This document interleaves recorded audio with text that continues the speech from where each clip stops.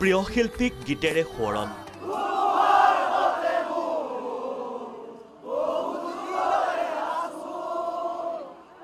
কাহিলীপাৰাৰ জুবিন গাৰ্গৰ ঘৰৰ সন্মুখৰ এই দৃশ্য শিল্পীগৰাকীৰ ঘৰত সমাগম অনেক অনুৰাগীৰ সকলো আহিছে জুবিন গাৰ্গৰ পৰিয়ালক সান্তনা দিবলৈ তেওঁ যে গাইছিলে সোণেৰে পজোৱাৰ পৰা জহি কহি যায় অসমখন তেওঁৰ কাৰণে সোণৰ পজা আছিলে আজি অসমখন জহি গৈছে গতিকে ভগৱানৰ প্ৰাৰ্থনা পুনৰ জুবিন গাৰ্গ ঘূৰি আহক তাকে আমি আহ্বান জনাইছো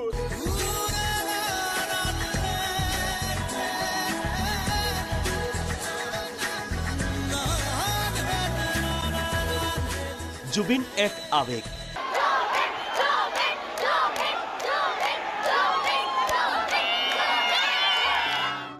এক সুৰীয়া শব্দ সেই শব্দ আজি স্তব্ধ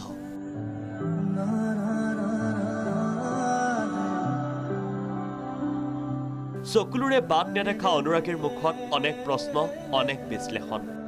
কিন্তু মোৰ দুখ লাগিছে এখেতে যিটো কৈছে নৰ্থ ইষ্টত পাতিব পাৰিলেহেঁতেনতো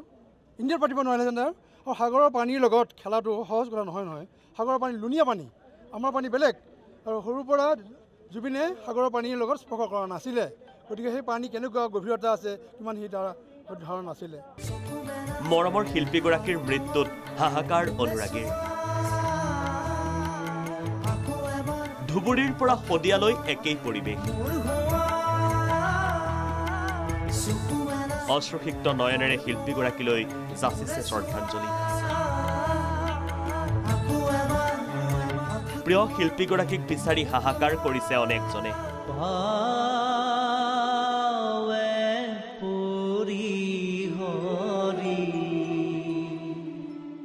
জুবিন দা তুমি ক'ত আছা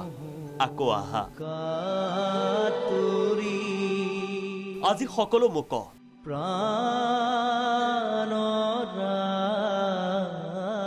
কান্দি কান্দি ভাগৰি নপৰা হৃদয়ৰ আকুল বিননি গুৱাহাটীৰ ৰাজপথত জুবিন অনুৰাগীৰ সমদল সমস্বৰে গাইছে জুবিন গাৰ্গৰ গীতবোৰ মাজে মাজে চিঞৰি উঠিছে জয় জুবিন দা জয়